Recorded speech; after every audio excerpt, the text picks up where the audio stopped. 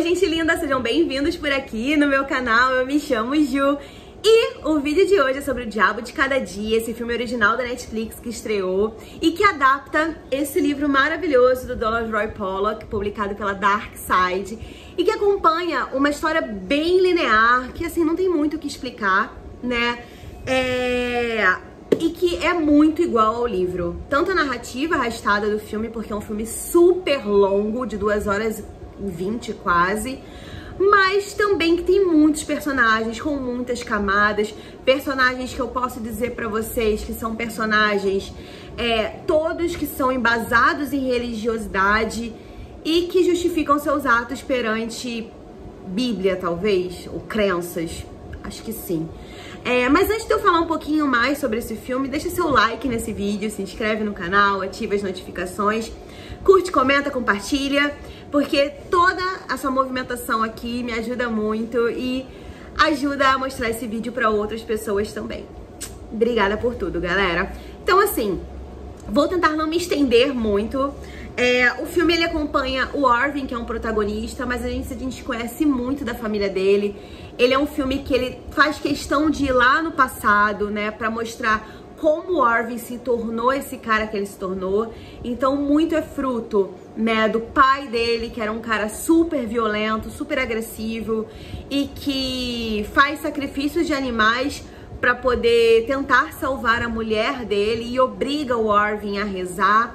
Então o Arvin cresce um cara sem crenças, né, mas super violento e que tenta domar esse mal que tá dentro dele, que foi colocado dentro dele de certa forma, sabe? A gente tem o arco da avó dele, que cuida de uma menina que foi deixada pela mãe depois da mãe ter sido assassinada por um pastor itinerante, sabe? Que esse pastor acreditava que podia fazer ressurreição e matou ela pra tentar ressurgir dela, não sei nem falar a palavra, fazer ela viver de novo, enfim. São muitas camadas, sabe? E nessa mesma cidadezinha onde a avó mora, apareceu um pastor lá, que é o Robert Pattinson.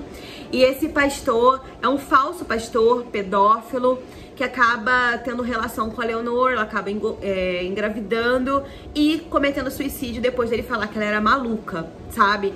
O Arvin vai lá pra se vingar e mata ele e foge. Nesse momento, a história dele se cruza com a história do casal de serial killers, o Cole e a Sandy. O Cole e a Sandy são pessoas bem fracassadas na vida. A Sandy, infelizmente, ela viveu uma mulher muito desiludida, porque ela foi uma mulher que se doou muito no relacionamento, ela se prostituía para poder levar dinheiro para dentro de casa e acreditava que o Cole poderia dar uma vida melhor para ela, o que não aconteceu. Então eles acabaram vivendo a vida deles pelas ruas, em viagens periódicas onde eles cometiam assassinatos e se sentiam bem com isso. O Cole tinha um fetiche, falava que os caras eram modelos e ele queria ver a mulher tendo relação com esses caras pra fotografar, né, de uma maneira muito bizarra, com corpos já de pessoas, sabe? Que ele inclusive se masturbava depois, né, vendo essas fotos. E quando o Arvin tá fugindo, ele encontra com esses caras.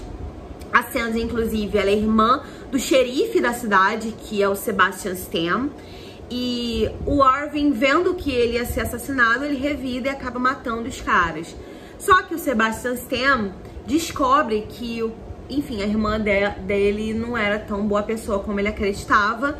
Só que ele quer acobertar isso, porque ele quer ser um cara... Ele é super corrupto, né? Ele é um policial corrupto, mas que ele quer ascender, ele quer governar aquela cidadezinha, digamos assim, né? Ele tem um âmbito político na narrativa da história, né? De como as pessoas são corrompíveis. E ele acaba indo atrás do Arvin pra meio que calar a boca dele. Só que ele não esperava que o Arvin fosse ser um cara que fosse revidar, sabe? Porque o Arvin é só um garoto. Ele tem, acho que 18 anos na história.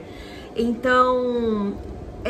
O Diabo de Cada Dia, ele é uma história, é um filme que não precisa se explicar muita coisa, porque ele se auto-explica, sabe? Mas é interessante a gente entender um pouco da mensagem que ele quer dar. Ele fala muito sobre as pessoas corrompidas socialmente, né? Fala sobre a sociedade como um todo e fala sobre as crenças da gente, né? Óbvio, gente, eu acho que a gente na vida precisa ter uma fé. A gente precisa acreditar, sabe? A gente muitas das vezes precisa se pregar em alguma coisa pra continuar vivendo de alguma forma, sabe? Mas o Diabo de Cada Dia mostra que fé demais, crença demais, tudo que é demais na vida não é bom. Ela vai te fazer mal de alguma forma, ela vai te corromper de alguma forma, sabe? E alguma coisa vai dar errado. Então, tudo que acontece, né? Tipo, o Willard, ele faz os sacrifícios por conta da fé dele, que aquilo vai trazer a mulher de volta. E ele se suicida porque ele vê que aquilo não é possível. A Emma faz uma promessa de que a mãe da Leonor vai casar com o Willard. E não acontece. E ela acha que tudo que vem de ruim a seguir é por conta dessa promessa que não foi cumprida. E a gente tem o caso do pastor e a Leonor acreditar nele e acabar cedendo aos encantos dele, achando que aquilo ali era pro bem dela, sabe? Era pra ela se tornar uma mulher desejável, uma mulher que o Arvin ia gostar, porque ela era super apaixonada por ele. Então a gente tem ali, mesmo no Serial Killers, a gente tem um casal de fé, porque o Cole é super religioso, né? Então a gente tem o Sebastian Stan, que é a vertente política do rolê, que é um cara que faz de tudo pra conseguir as coisas no âmbito político, inclusive cometer crimes, sabe? E a gente tem o pastor Roy, que matou a mulher porque acreditava que tinha ouvido um chamado de Deus, sabe? Então assim, e a mensagem final disso, tudo isso, sabe? O Arvin, ele volta pra casa que ele morava, onde o pai se suicidou, onde tinha lá o tronco de rezas, porque ele acreditava que ali era a libertação dele, sabe? Era o que ele precisava pra voltar a acreditar, voltar a ter fé no mundo, na humanidade, acreditar que o homem poderia não ser uma pessoa ruim, que existiriam homens bons no mundo, sabe? Então eu acho que o filme fala muito sobre isso, ele traz muito essa mensagem. Ele é um thriller, mas ele é um thriller dramático, não só um thriller, né, violento, digamos assim, mas que é uma adaptação impecável do livro do Donald Roy Pollock. Então aconselho ler o livro também, inclusive vou deixar aqui em cima para vocês poderem ver a resenha que eu fiz. Espero que vocês tenham curtido esse vídeo, deixem seu like, comentem, compartilhem, se inscrevam no canal, qualquer meio que vocês fizerem aí pra mim já ajuda muito. E em breve tem mais vídeos por aqui. Beijinho. Não posso deixar de falar isso. Já ia acabar o vídeo sem falar. Que atuações, Brasil! Meu Deus do céu! Eu já ia acabar o vídeo sem falar isso. Eu não posso deixar de falar isso. As atuações desse filme estão impecáveis.